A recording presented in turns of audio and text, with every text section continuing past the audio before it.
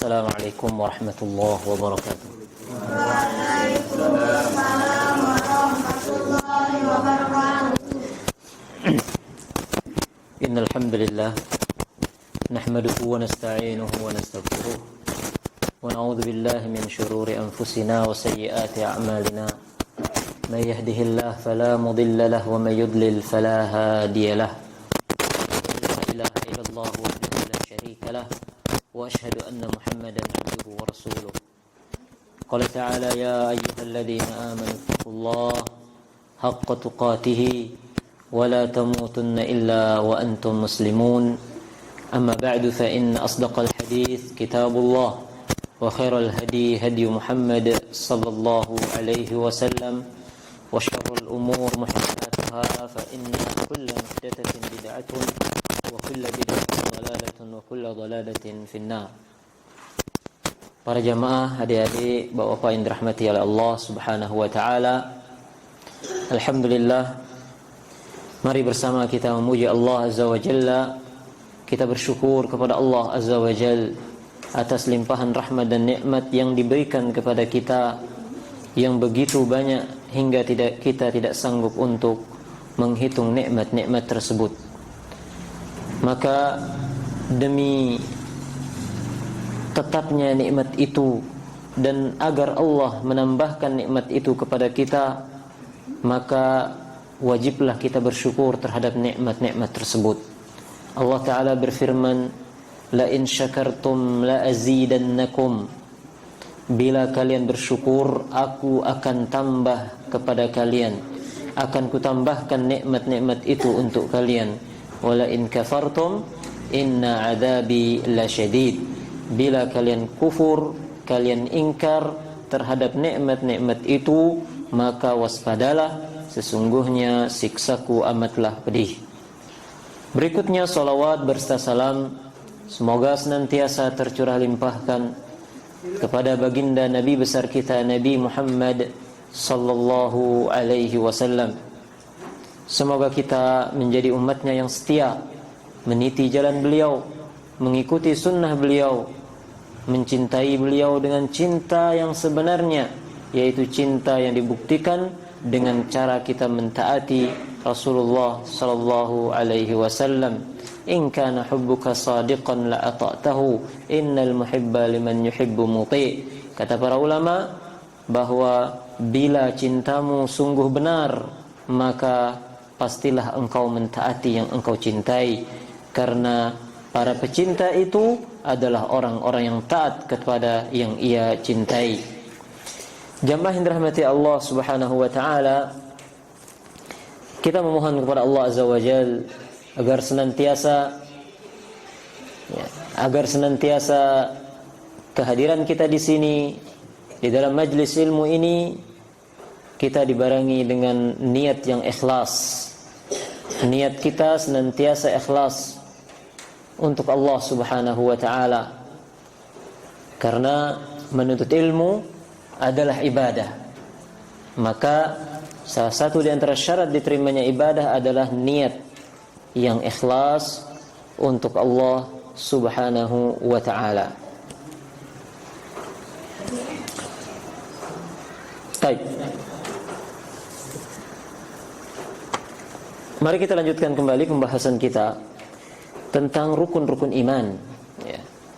Tentang rukun-rukun iman, di mana kita masih dalam pembahasan rukun iman yang keempat, yaitu beriman kepada para rasul, utusan Allah Subhanahu wa ta'ala. Beberapa hal tentang sekelumit tentang para rasul telah kita sampaikan. Sekarang kita akan masuk ke dalam al-iman bir rusul yatadammanu arba'ata umur, bahwa cara kita beriman kepada para rasul, ya, agar iman kita benar terhadap para rasul, yaitu dengan 4 hal, dengan 4 cara. Yang pertama, al-imanu bi anna risalatahum haqqun minallah. Yang pertama adalah beriman, mengimani, meyakini, menetapkan di dalam hati bahwa risalah para nabi itu, para rasul itu adalah hak datang dari Allah Subhanahu wa taala. Ini hal pertama yang harus mantap dalam hati kita, dalam hati setiap kita para jamaah, bahwa semua rasul itu membawa risalah, membawa agama, membawa syariat. Ya, syariatnya hak datang dari Rasulullah, dari Allah Subhanahu wa taala. Maka wajib kita mengimani seluruh para rasul. Tidak boleh kita mengimani sebagian dan kita mengingkari sebagian. Wajib kita imani semua para rasul dan apa yang dibawa oleh para rasul itu. Bila ada yang iman kepada sebagian dan mengingkari sebagian yang lain, maka ini hukumnya seperti dia tidak mengimani para rasul seluruhnya. Allah Ta'ala berfirman, ya, yang menjadi dalil atas pernyataan tersebut, bahwa barang siapa yang mengingkari, yang mendustai satu saja rasul serta mengimani yang lainnya, maka dia dianggap telah mendustakan semua para rasul. Allah Ta'ala berfirman dalam surat Asy-Syu'ara ayat 105, kadzabat qaumu nuhin al-mursalin. Kadzabat qaumu nuhin al-mursalin, yang artinya bahwa kaum Nuh telah mendustakan para rasul.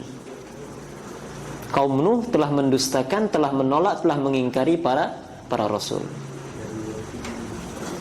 Bagaimana pendalilannya?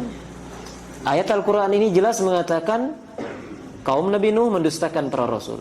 Bukankah Nabi Nuh adalah rasul yang pertama? Bukankah mereka kaum Nabi Nuh hanya menolak Nabi Nuh saja? Tetapi kenapa Al-Quran mengatakan bahwa mereka mendustakan para rasul? Nah, pesannya dalam ayat ini apa? Bahwa umat, suatu kaum yang mendustakan satu rasul saja, maka artinya dia telah mendustakan rasul-rasul yang lain. Berangkat dari ayat ini, yang dimana kaum Nabi Nuh hanya mendustakan Nabi Nuh, melawan Nabi Nuh, tetapi Allah hukumi, ya, Allah justifikasi dia bahwa mereka ini telah mendustakan semua para rasul. Nah, faja'alahum mukadzibina li jami'ir rusul. Allah jadikan mereka statusnya seperti kaum yang mendustakan seluruh utusan Allah, ma'annahu lam yakun rasulun gairuhu hina kadzabuh. Padahal ketika mereka melawan Nabi Nuh, tidak ada rasul selain Nabi Nuh. Mereka hanya melawan satu rasul. Tetapi demikian Allah menghukumi mereka telah mendustakan semua para rasul. Wa ala hada, maka berangkat dari ayat ini, ya, dan dari pesan tadi, fan-nasara alladhi kadzabu Muhammadan wa lam yattabi'uhu hum mukadzibuna lil Masih ibn Maryam.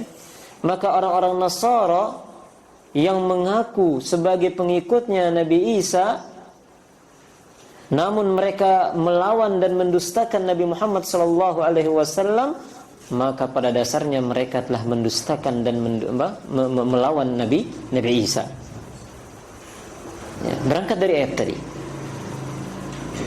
Demikian pula dengan kaumnya Nabi Nuh, Nabi Musa, al-Yahud yang mengaku sebagai pengikut Nabi Musa. Ketika mereka mengingkari Nabi Muhammad sallallahu alaihi wasallam, mereka kufur terhadap Nabi Muhammad SAW, maka pada dasarnya mereka telah kufur kepada Nabi Musa. Karena Allah Subhanahu wa taala katakan bahwa kaum Nabi Nuh telah melawan, telah mendustakan para rasul. Padahal kaum Nabi Nuh hanya mendustakan satu rasul. Tapi demikian, ketika sebuah kaum tidak mengimani seluruh rasul yang diutus oleh Allah Subhanahu wa taala, atau mereka mengimani sebagian dan mendustakan sebagian, maka itu artinya mereka telah mendustakan seluruhnya. Maka ini menjadi pelajaran bagi kita. Yang pertama, bahwa kita sebagai umat Islam yang diutus kepada kita Nabi Muhammad SAW, iya, kita adalah umat Nabi Muhammad dan kita bangga dengan itu.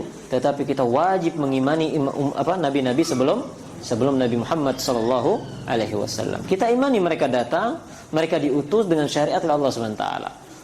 Adapun apakah kita mengerjakan, menjalankan agama mereka atau tidak, lain lagi babnya.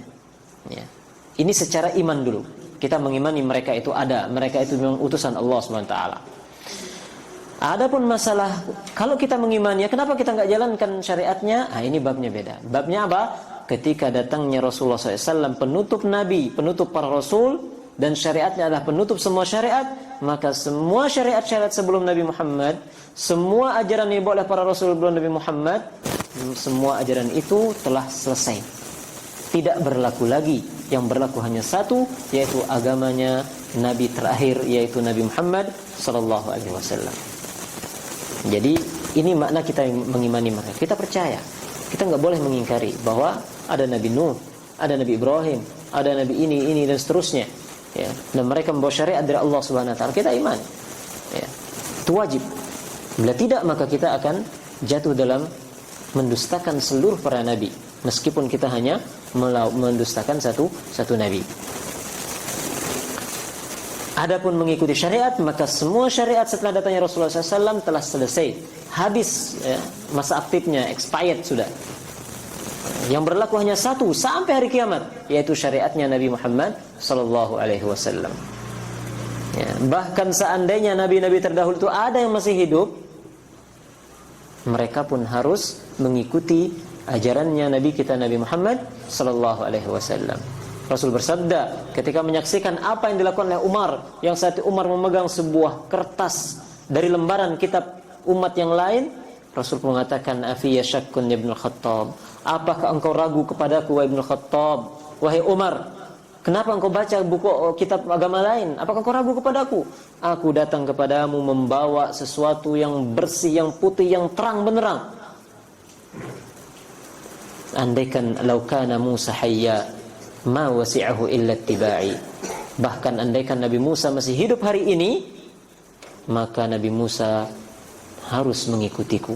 Tidak bisa Nabi Musa untuk menyebarkan agamanya lagi.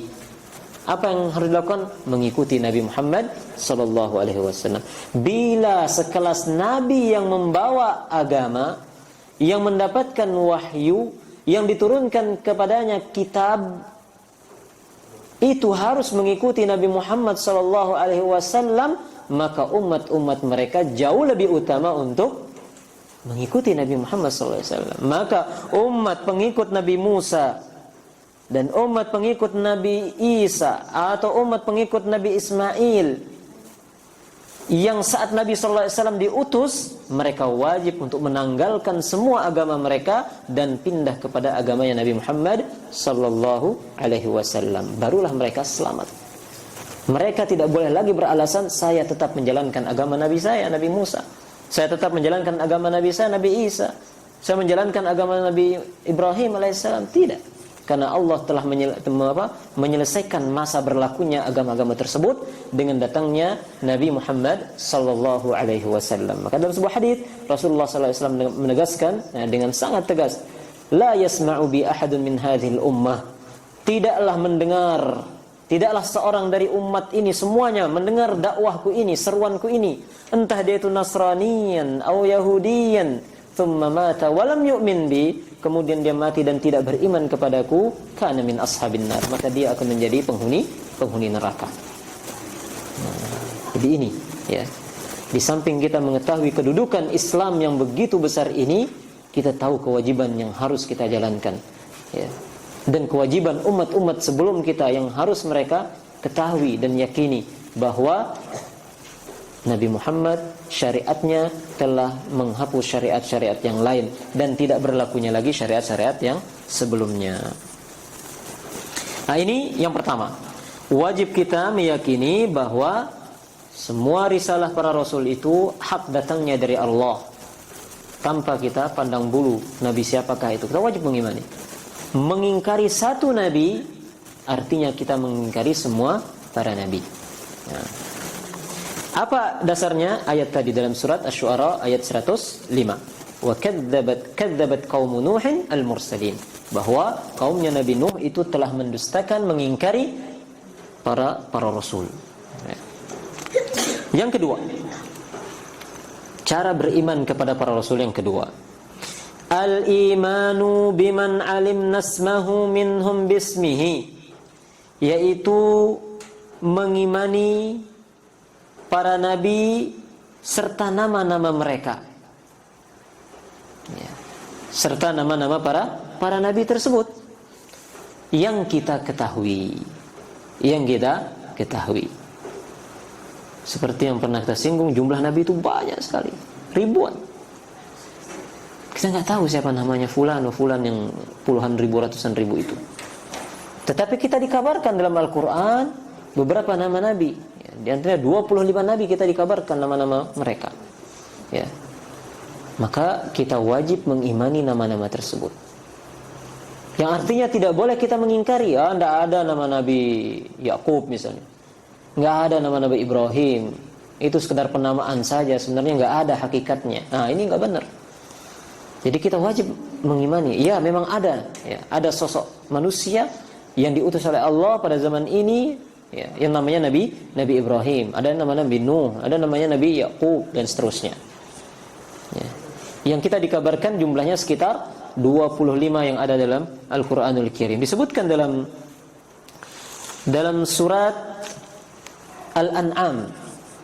Dalam surat Al-An'am mulai dari ayat 83 sampai 86.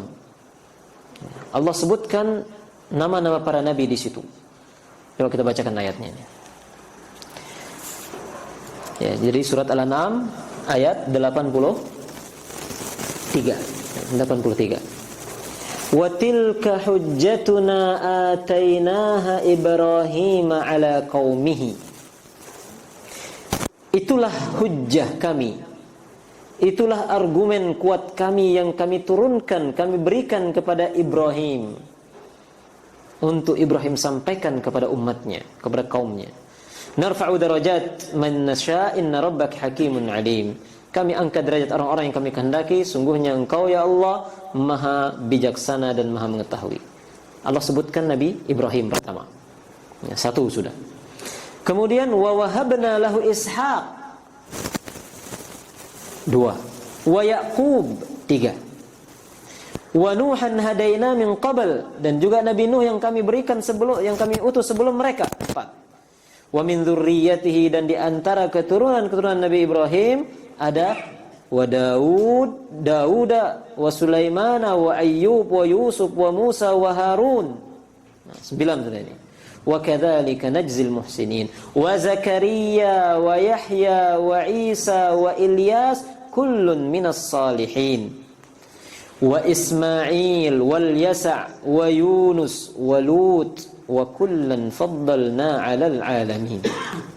Nah, ini disebutkan dalam surat Al-An'am ini sekitar berapa? 18 ya. 18 nabi ya. Kemudian nabi-nabi sisanya disebutkan dalam ayat-ayat lain, yaitu Nabi Adam, Nabi Idris, Nabi Hud, Saleh, Syuaib, Zulkifl, dan Nabi kita Nabi Muhammad sallallahu alaihi wasallam. Nah, ini nama-nama yang jelas datang dalam Al-Qur'an dengan nama-nama dari nabi-nabi tersebut. Maka kita wajib mengimani para nabi-nabi tersebut berserta nama-namanya yang kita ketahui. Sisanya maka kita imani secara umum.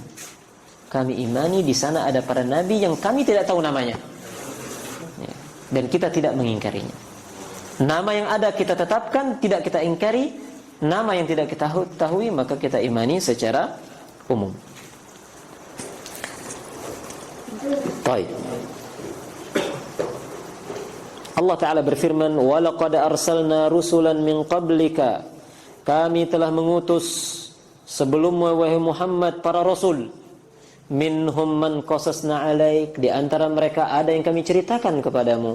Wa minhum man lam naqsus alaik. Di antara para nabi itu ada yang tidak kami ceritakan. Kan jelas ayatnya. Ya, dalam surat Ghafir ayat 78 Allah nyatakan, kami utus rasul-rasul sebelum wahai Muhammad. Dari para rasul-rasul yang banyak itu ada yang kami ceritakan, disebutkan dalam Al-Quran. Ada pula yang tidak kami ceritakan, kata Allah SWT. Berarti ada di sana para nabi yang kita tidak tahu nama-namanya, yang kita tidak tahu kaumnya siapa, yang kita tidak tahu di mana dia diutus, yang kita tidak tahu bagaimana cerita kehidupan mereka. Tetapi kita yakin mereka ada secara umum. Baik, itu yang kedua, yaitu beriman kepada para rasul, yaitu dengan mengimani nama-nama mereka yang kita diberitahukan dalam Al-Quran dan dalam sunnah Rasul sallallahu alaihi wasallam. Yang ketiga, tasdiqu ma sahha anhum min akhbarihim, meyakini, membenarkan apa-apa yang datang dari para rasul. Ya. Berita-berita atau hadis-hadis sahih yang datang dari para rasul, maka wajib untuk kita imani. Ya. Apapun itu, terutama hal-hal yang mungkin sulit akal untuk mencernanya, maka wajib untuk kita imani di sini. Selama itu datangnya dari para rasul. Ya. Tidak boleh kita memenangkan rasio, tidak boleh kita memenangkan akal. Ini nggak masuk akal, nggak saya terima. Nggak masuk akal, nggak terima kita. Nggak bisa begitu. Selama ini berhubungan dengan syariat, dengan wahyu, maka prinsip kita wajib membenarkan apa-apa yang sahih datangnya daripada para rasul tersebut. Ya. Ingatlah kisahnya siapa? Abu Bakar As-Siddiq. Abu Bakar As-Siddiq, ya, beliau digelari dengan As-Siddiq, yang memiliki sifat senantiasa membenarkan apa yang dibawa oleh Rasulullah SAW. Di saat manusia ragu-ragu dan mendustakan Rasulullah SAW, beliau berada di barisan terdepan untuk meyakini, mempercayai, membenarkan apa yang diberitahukan oleh Rasulullah SAW. Ketika peristiwa Isra wal Mi'raj, ketika terbangnya Rasulullah SAW dari Masjid Haram menuju Masjid Aqsa, ditempuh dalam satu malam dan balik lagi. Ya. Di mana kebiasaan orang Arab melakukan perjalanan dari Mekah, ya, menuju Masjid Aqsa Palestina itu membutuhkan waktu berhari-hari, berminggu-minggu, bahkan mungkin sampai sebulan. Sementara Rasul menempuhnya dalam semalam kurang dan bahkan balik. Ya. Nah, berita ini menjadi sesuatu yang heboh di kota Mekah saat itu, sehingga orang-orang yang memusuhi Rasulullah SAW seolah-olah mendapatkan angin segar untuk bisa semakin memojokkan Nabi kita Muhammad sallallahu alaihi wasallam. Dan banyak memang di antara orang beriman pun goyah, ya, ragu bagaimana Nabi Muhammad ini. Sementara mereka adalah kaum pedagang yang biasa pergi ke daerah itu, tahu mereka bagaimana jauhnya perjalanan itu yang mustahil ditempuh. Secara akal mereka nggak ada yang bisa menempuh perjalanan itu dengan secepat itu. Maka mereka pun datang kepada Abu Bakar, yang dimana Abu Bakar juga adalah seorang yang biasa berdagang, tahu perjalanan itu. Datanglah Abu Jahal kepada Abu Bakar mengatakan, ya Abu Bakar, ini kawanmu, ya, ngaku-ngaku pergi ke Palestina. Bukankah kau tahu Palestina? Tahu. Berapa hari dibutuhkan? Sekian-sekian. Ya. Tapi Muhammad ngakunya apa? Pergi ke sana cuma semalam balik lagi. Itu beradu sekarang antara iman dan logika, ya. Beradu antara sesuatu yang mereka tahu, yang real, dengan wahyu. Maka disinilah kemudian peranan iman bermain. Apa kata Abu Bakar? In qalahu Muhammad faqad saddaqtuhu. Bila itu disampaikan oleh Nabi Muhammad, maka aku percaya. Nah, sikap seperti ini yang perlu untuk kita tanamkan dalam diri kita. Ya, kualitas keimanan terhadap apa yang sahih dari kabar-kabar yang dibawa oleh Rasulullah sallallahu alaihi wasallam. Nah, ini cara beriman yang ketiga, yaitu wajib untuk kita membenarkan, mempercayai apa-apa yang sahih dari berita, dari kabar, dari hadis yang diriwayatkan dari Rasulullah sallallahu alaihi wasallam. Maka kita harus menjauh dari sikap sebagian orang yang hanya menerima apa yang diterima oleh akalnya saja. Ya. Agama ini baru saya terima kalau dia sesuai dengan akal. Masuk akal kita terima. Kalau nggak masuk akal gimana? Kita gila dong. Nah, begitu kata sebagian mereka. Nah, ini hati-hati. Ya. Ada orang-orang yang beragama dengan akal mereka, dengan rasio mereka. Ya. Kalau nggak begitu mereka nggak terima. Seperti orang misalnya yang tahu tentang luar angkasa, ya, bagaimana perjalanan Ya, para astronot itu untuk bisa sampai kepada planet ini, planet itu membutuhkan persiapan, membutuhkan waktu perjalanan dan sebagainya, jaraknya sekian. Kemudian ketika diberitahukan tentang peristiwa Mi'raj ke langit, mereka sulit untuk membenarkannya. Gimana mungkin? Masa ada manusia tanpa alat bantu, tanpa alat pelindung bisa tembus ke langit? Akhirnya itu dibenturkan dengan apa? Dengan logika yang saat ini berlaku, dengan sains yang saat ini baru sampai manusia ke situ. Dia benturkan apa? Wahyu yang ada. Maka ini adalah metode yang keliru. Dalam masalah iman, kita selalu mendahulukan apa? Meyakini, membenarkan apa yang datang dari Allah dan Rasulnya tanpa harus terolah dulu oleh akal kita. Akal ini adalah karunia Allah Subhanahu wa ta'ala yang sangat berharga. Tetapi akal ini bukan segala-galanya untuk kita bisa selamat dalam menggapai ridha Allah Subhanahu wa ta'ala. Oleh karena itu Allah turunkan wahyu. Jadi akal ini adalah alat bantu kita untuk mencerna wahyu, bukan untuk kita menghakimi wahyu dengan akal. Nah, jadi itu prinsipnya. Jadi jangan wahyu dihakimi dengan akal, tetapi jadikan akal ini sebagai alat kita untuk kita memahami apa yang datang dari Allah dan Rasulnya. Itu yang ketiga jemaah. Yang keempat, yang terakhir. Jadi ini ada 4 perkara atau 4 hal cara kita mengimani para Rasul. Yang keempat, al-amal bi syari'ati man ursila ilaina minhum. Bahwa kita wajib mengamalkan, melaksanakan, menjalankan syariat Nabi yang diutus kepada kita.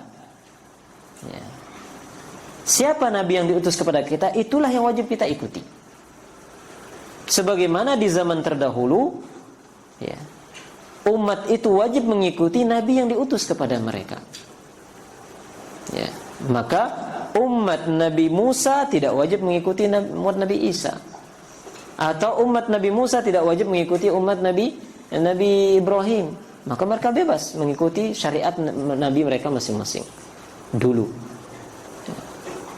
Adapun dengan datangnya Rasulullah SAW, maka ini semakin dipertegas, yaitu mengimani, mengamalkan syariat Rasul yang diutus kepada kita. Bukan hanya itu, bahkan semua yang lain setelah diutusnya Rasul Muhammad SAW itu tidak boleh lagi untuk diikuti. Ya, egois kedengarannya kan? Tapi ini yang menyuruh kita siapa? Pemilik alam ini, yang memberikan syariat, yang menurunkan syariat dari Nabi Nuh seterusnya sampai Nabi Muhammad, itu yang memutuskan hal demikian. Maka sekandaknya Allah Subhanahu wa taala. Ya. Dan Rasul sallallahu alaihi wasallam telah dinyatakan beliau adalah penutup para rasul. Syariatnya menutup semua syariat, dan kitabnya adalah mencakup semua dari kitab-kitab sebelumnya. Maka yang wajib kita ikuti hanya satu, yaitu Nabi Muhammad sallallahu alaihi wasallam. Allah taala berfirman dalam surat An-Nisa ayat 65, "Fala wa rabbika la yu'minun hatta yuhaqqimuka fima syajara bainahum." Demi Tuhanmu, wahai Muhammad, sesungguhnya manusia tidak beriman, mereka belum dikatakan beriman hatta yuhaqqimuk fima syajara bainahum. Mereka tidak dikatakan beriman hingga mereka itu menjadikan engkau sebagai hakim, berhukum dengan syariatmu terhadap perkara-perkara yang mereka perselisihkan. Thumma la yajidu fi anfusihim harajan mimma qadait. Kemudian mereka pun tidak menemukan rasa sungkan dan berat untuk menerima keputusanmu. Wa yusallimu taslima, dan mereka tunduk dan menerima apa yang engkau putuskan. Nah, itu ayatnya dengan sangat tegas menyatakan hal demikian, bahwa kita wajib mengikuti Rasul yang telah diutus kepada kita, yaitu Nabi Muhammad sallallahu alaihi wasallam. Dan di antara salah satu dari keistimewaan Nabi kita, Nabi Muhammad sallallahu alaihi wasallam, adalah bahwa beliau diutus kepada semua manusia, semua lapisan manusia, semua bangsa, timur, barat, selatan, utara, tanpa batas.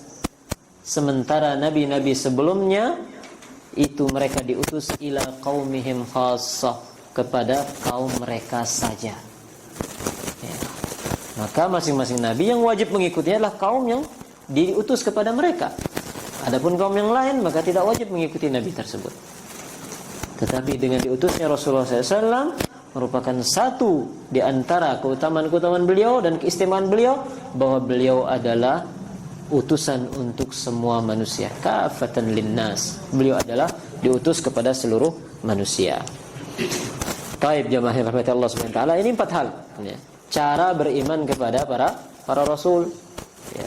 Mengimani syariat mereka adalah hak semuanya, tanpa boleh mendustakan satu dari mereka.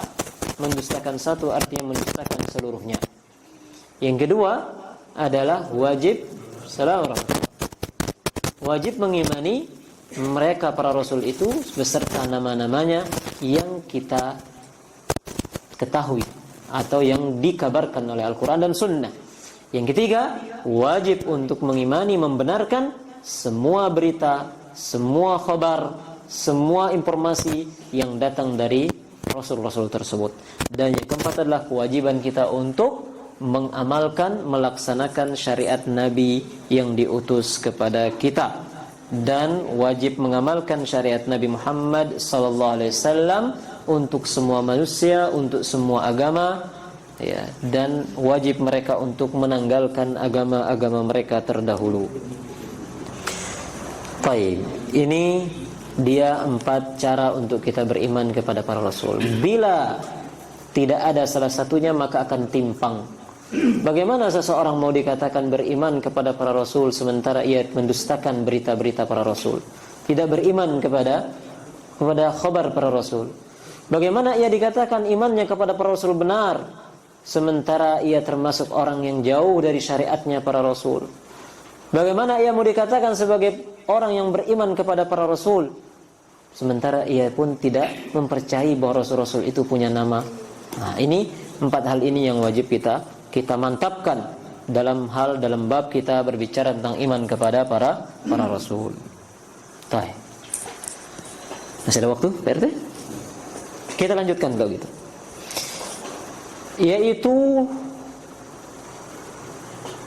faidah ya, manfaat yang bisa kita peroleh dari beriman kepada para rasul. Disebutkan di sini sekitar 3. Ya, jadi buah beriman kepada para rasul. Al-ula al-ilmu bi rahmatillah ta'ala wa inayatihi bi ibadihi. Kita akhirnya mengetahui dan memiliki ilmu bahwa Allah Subhanahu wa taala sangat menyayangi hambanya, sangat memberikan perhatian besar kepada hamba-hambanya. Bagaimana yang demikian itu? Haitsu arsala ilaihimur rasul liyahduhum ila siratillahi ta'ala. Itu semua teraplikasikan dalam bentuk apa? Allah mengutus para rasul kepada hamba-hambanya. Tugas para rasul ini menunjuki mereka jalan untuk sampai kepada Allah Subhanahu wa taala. Ini bentuk perhatian Allah kepada kita. Kalau Allah cuek, tidak memperhatikan kita, tidak menyayangi kita, ya sudah, aku perintahkan mereka wajib untuk mentaatiku, aku nggak utus rasul. Bingung manusia, nggak tahu bagaimana kita ini. Kita disuruh beribadah tapi kita nggak tahu. Maka Allah utus rasul sebagai yang menunjuki kita jalan, sebagai guide bagi kita untuk tahu kemana kita jalan. Bila kita ingin selamat, ini jalannya. Bila Anda enggan ingin menempuh jalan ini, berarti Anda menempuh jalan kehancuran. Nah, ini para rasul Allah utus sebagai bentuk kasih sayang Allah, sebagai bentuk perhatian Allah kepada hamba-hambanya. Wa yubayyinu lahum kaifa ya'budunallah. Para rasul itu datang menjelaskan kepada manusia bagaimana cara beribadah kepada Allah. Li'annal aqlal bashari, karena akal manusia semata la yastaqillu bima'rifati dzalik, tidak mungkin bisa untuk tahu tentang semuanya itu.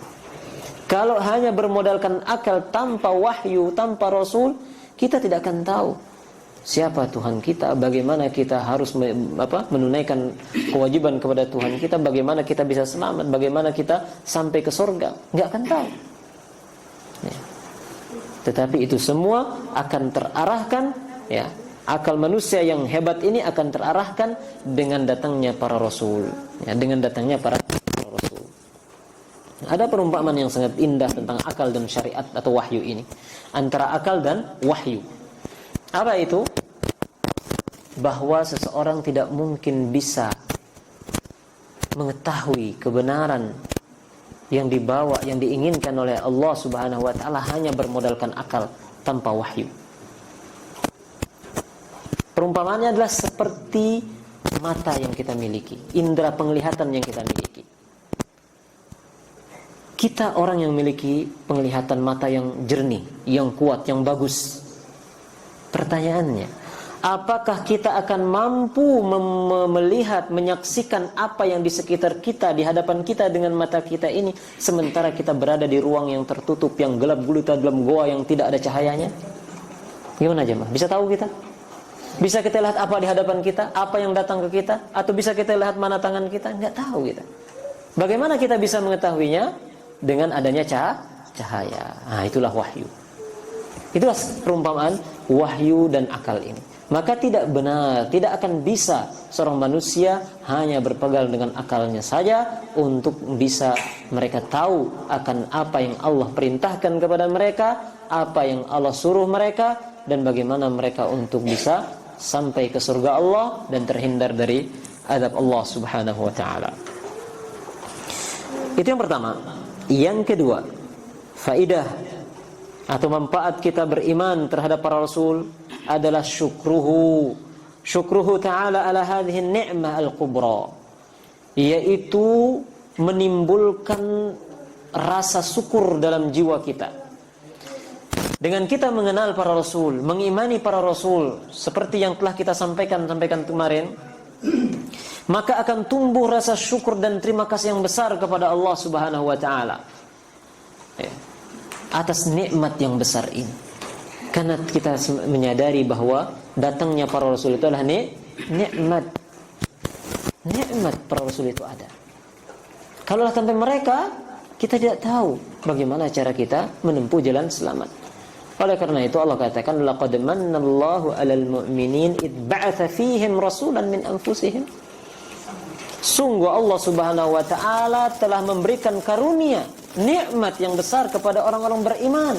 Kapan? Tatkala Allah utus kepada mereka seorang rasul. Jadi datangnya rasul itu merupakan nikmat. Bila kita sadar itulah nikmat, bahkan itulah nikmat yang puncak, maka kita menjadi menimbulkan rasa syukur dalam jiwa kita. Kita akhirnya bersyukur, berterima kasih kepada Allah Subhanahu wa taala atas apa yang Allah karuniakan kepada kita dengan mengutus rasul sebagai penunjuk bagi kita jalan keselamatan.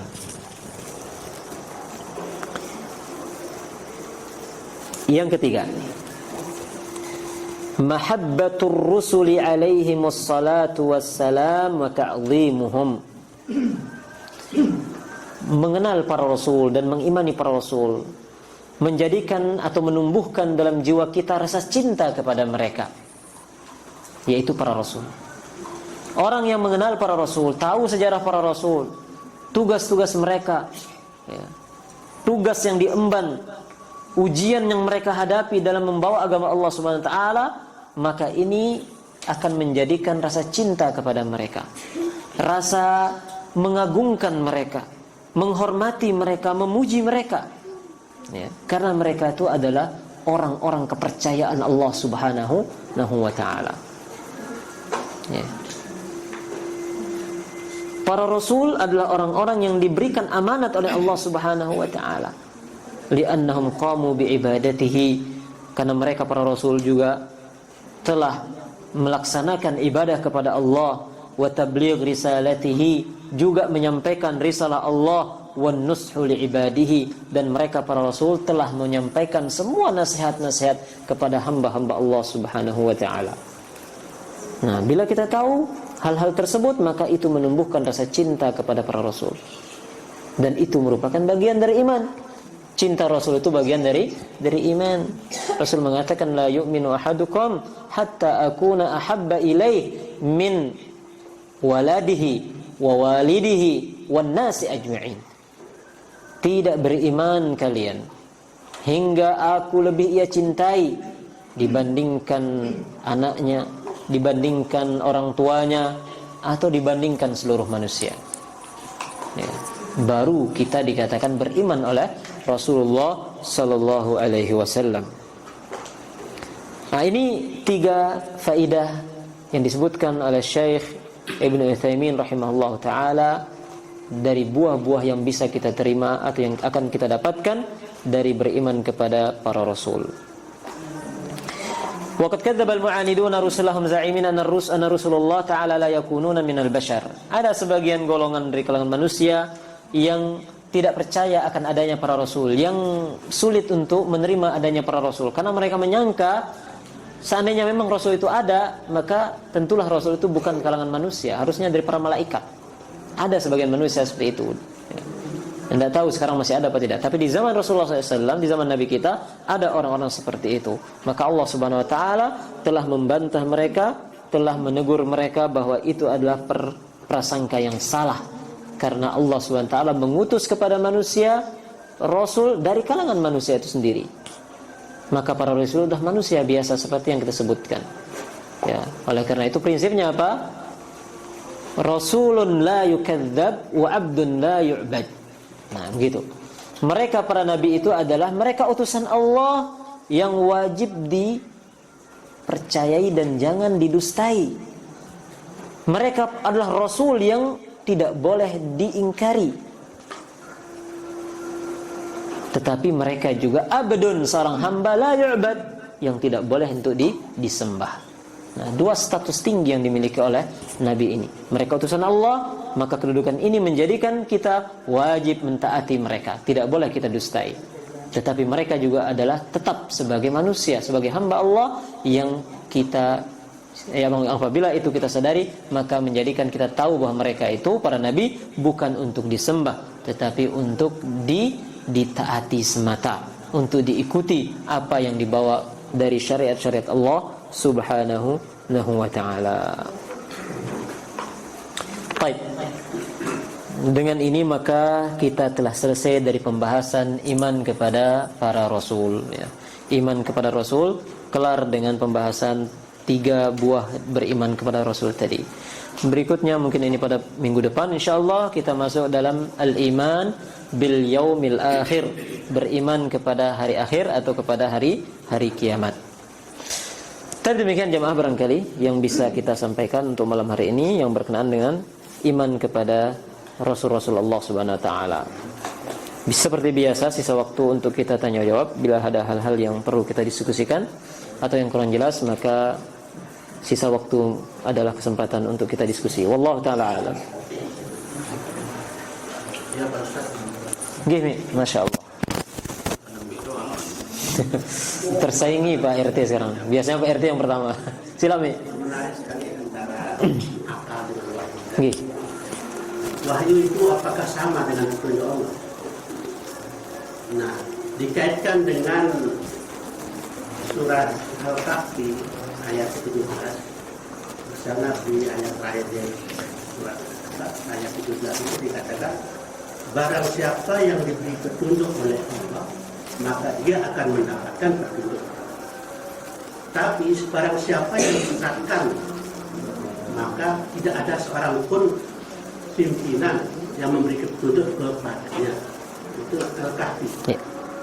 Nah, yang dimaksud dengan pimpinan itu siapa itu sebenarnya? Mohon penjelasan Pak Ustaz. Apakah pimpinan ini yang masih hidup kita untuk berwasilah atau bagaimana Pak Ustaz? Mohon penjelasan. Baik, barakallahu fikum. Ayatnya berbunyi Man yahdillahi fala mudilla lahu wa man yudlil falan tajida lahu waliyan mursyida. Pertanyaannya 1 atau 2 itu kami itu? 2 ya atau 1? Ya, untuk memperoleh wahyu itu. Yang pertama wahyu sama petunjuk, ya kan? Ya. Apakah sama? Nah, begitu. Apakah petunjuk apa wahyu itu datang dari pimpinan itu kalau kita mau mencari? Baik. Wa man yudlil falan tajida lahu waliyan mursyida.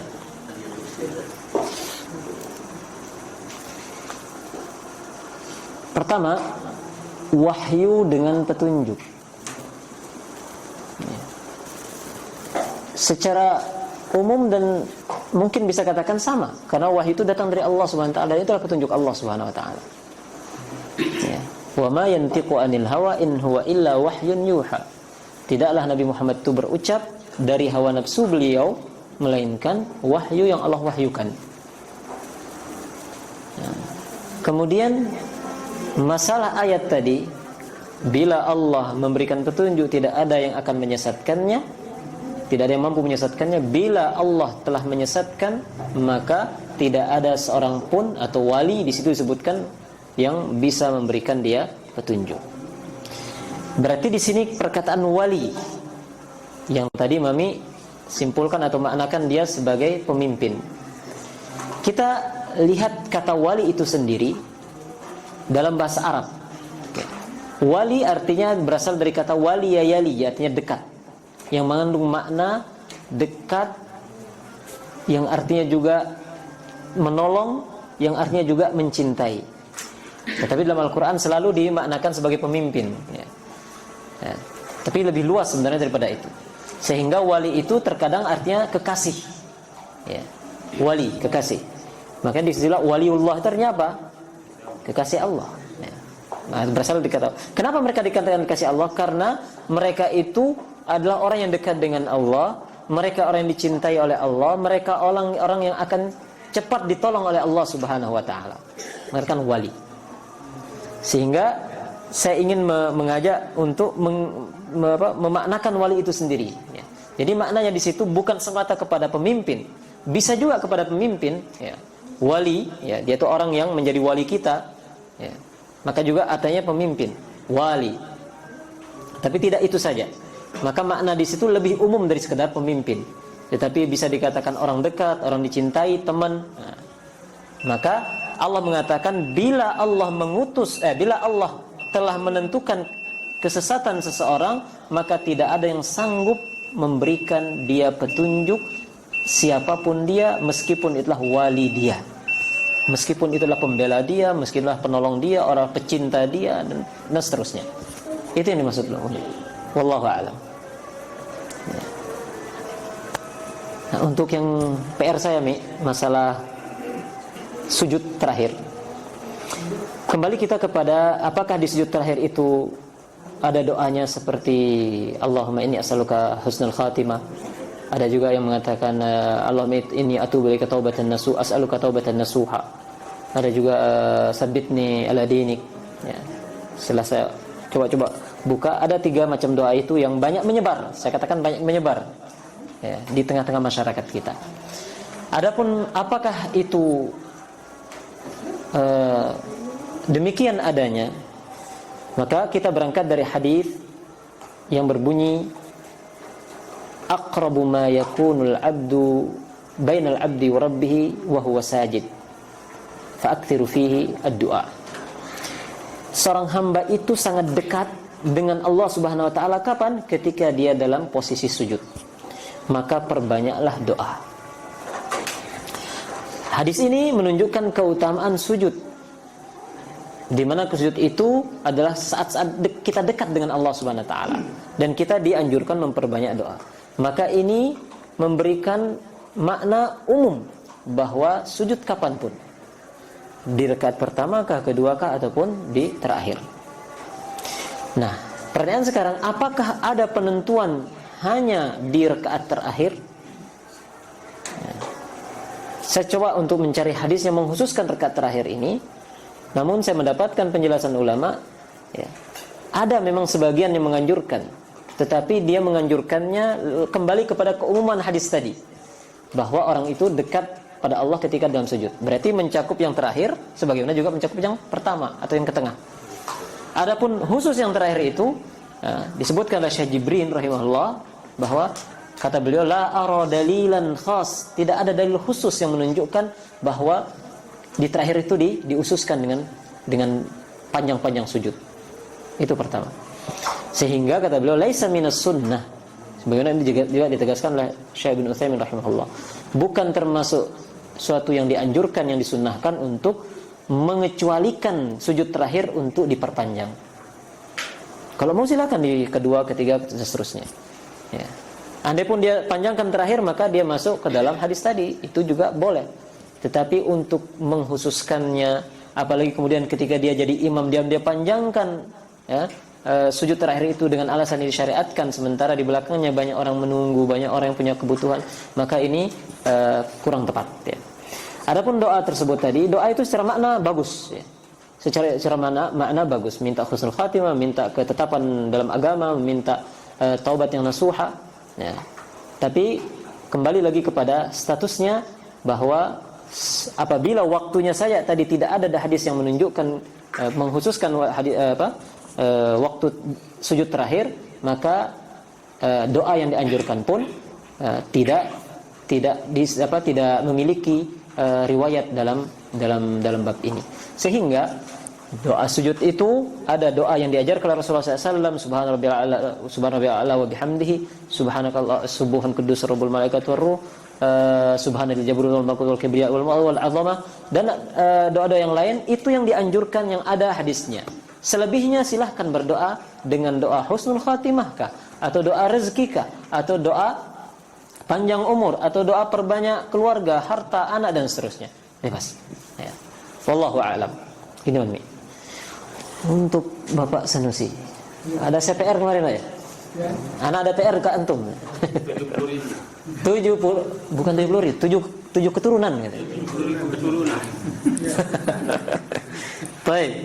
Jadi memang Masya Allah, jadi hafizul Quran ini memiliki keutamaan yang tinggi. Ini yang pertama yang harus kita sama-sama mantapkan ya.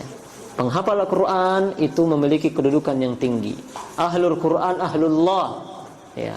Para penghafal Al-Quran itu mereka adalah hamba-hamba Allah, disebut ahlullah, seperti keluarga. Bayangkan seperti keluarga, tapi bukan keluarga tentu maksudnya. Artinya mereka adalah orang-orang yang dicintai, yang dekat dengan Allah Subhanahu wa taala. Kemudian kedudukan seorang di akhirat kelak di surga, derajatnya itu ditentukan oleh kualitas hafalannya kepada Al-Quran. Ada saat-saat di mana nanti di akhirat itu Allah katakan kepada orang, Iqra'il Qur'an warattil. Baca Al-Quran ya. Bagus-bagus cara baca Quran. Fa inna manzilataka fi akhir ayatin qara'tahu. Karena posisimu, derajatmu itu adalah di ayat terakhir yang kau baca. Berapa yang sanggup kau baca? Ya, berapa yang kau hafal? Nah begitu. Kalau hafalnya satu ayat, ya satu tingkat. Kalau hafalnya puluh-puluhan ayat, maka demikian pula tingkatan-tingkatannya akan setinggi itu. Kemudian masalah apakah betul tentang bahwa mereka para penghafal Al-Quran akan memberikan syafaat kepada 7 keturunannya atau 70.000 keturunannya. Maka dalam bab penentuan jumlah secara syafaat, iya, orang penghafal Al-Quran akan memberikan syafaat. Ada syafaat mereka yang akan mereka berikan, Allah izinkan bagi mereka kelak. Tetapi menentukan jumlahnya, ini yang tidak ada hadis sahih yang menyebutkan ada jumlah tertentu, termasuk 7 keturunan. Ada riwayat menyebutkan 70 orang, bukan keturunan, 70 orang, 70 keluarganya.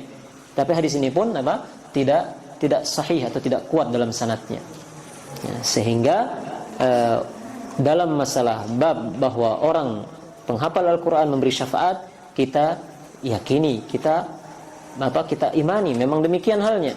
Namun dalam menentukan berapa yang diberikan syafaat, nah ini yang kita tidak memiliki dasar untuk menentukannya ya, karena untuk menentukan sesuatu itu dalam agama ini butuh dalil.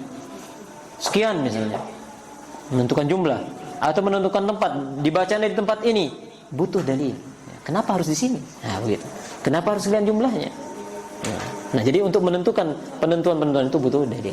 Bila tidak ada dalil atau ada dalil tapi dia dhaif, maka kita tidak dibenarkan untuk mengambil hal tersebut. Jadi yang sahih dari dalil. Wallahu taala alam. Demikian Pak Sanusi. Ada yang lain?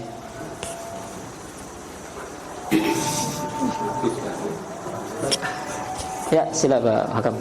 Pak Hamka. Ada seorang ulama, dia menjelaskan bahwa ada seorang wali bermimpi bertemu di Kemudian dia minta kepada dia Rasulullah, berikanlah saya hadis yang belum pernah itu sampaikan. Nah, salah satu yang ada 3 hadis yang disampaikan Nabi ketika itu katanya. Nah, salah satunya tentang kopi. Nah, pertanyaan saya, memang apa bisa dipakai hadis seperti itu dalam mimpi seperti itu? Itu yang pertama. Yang kedua, memang kopi ada khasiatnya dalam hadis, mungkin ada hadis yang lain. Boleh dijawab. Baik. Barakallahu fikum. Pertanyaan kedua aja dulu. Apakah ada hadis yang menunjukkan keutamaan kopi gitu? Para pecinta kopi ya. Dan pertanyaan intinya adalah tadi, apakah mimpi bisa menjadi dasar untuk menetapkan sebuah syariat? Iya, mimpi bisa jadi dasar menetapkan syariat bila mimpi itu di zaman Nabi dan Nabi merekomendasi mimpi itu. Mimpi bisa menjadi apa? Dasar syariat untuk menetapkan sebuah hukum. Bisa. Kapan? Bagaimana catatannya? Bila mimpi itu di zaman Nabi dan mimpi itu direkomendasi oleh Rasulullah. Apa contohnya? Seperti azan. Azan itu umat Islam kebingungan di awal-awal sejarah adanya azan itu. Bagaimana cara memanggil orang salat ini? Ya, ada yang menawarkan pakai lonceng, ada yang pakai trompet, ada macam-macam. Hingga mimpilah salah seorang sahabat yang bernama Abdullah bin Zaid atau siapa lupa saya. Mimpi beliau bertemu dengan seseorang dalam mimpinya. Kemudian dia ditanya sama orang tersebut, "Kamu ngapain?" "Saya mau manggil orang azan dengan trompet, dengan ini." "Maukah kamu dengan cara yang lebih baik?" "Apa itu?" Diajarkanlah azan, persis seperti azan kita ini. Di pagi harinya dia datang ke Rasulullah, "Ya Rasulullah, saya mimpi." "Apa mimpimu?" "Begini, persis." Dan Rasul mengatakan, "Oh ya, berarti itu, gunakan azan ini." Datang Umar, "Saya juga mimpi seperti itu ya Rasulullah." Ketika azan sudah dikumandangkan, didengar oleh Umar di rumahnya, datang Umar, "Ya Rasulullah, saya mimpi demikian tadi malam." Ya sudah, direkomendasikanlah Rasulullah SAW. Maka mimpi ini sah, dan itu adalah sumber syariat. Tetapi bila mimpi itu setelah wafatnya Rasulullah SAW, kemudian ya mustahil juga untuk mendapatkan rekomendasi dari Rasulullah SAW karena dia setelah wafatnya, maka ini bukanlah cara untuk menetapkan syariat. Bila itu dijadikan penetapan syariat, maka artinya agama ini belum sempurna. Karena akan ada orang mimpi macam-macam. "Oh, saya disuruh begini tadi malam." Oh, ada yang nambahkan sholat jadi 6 waktu.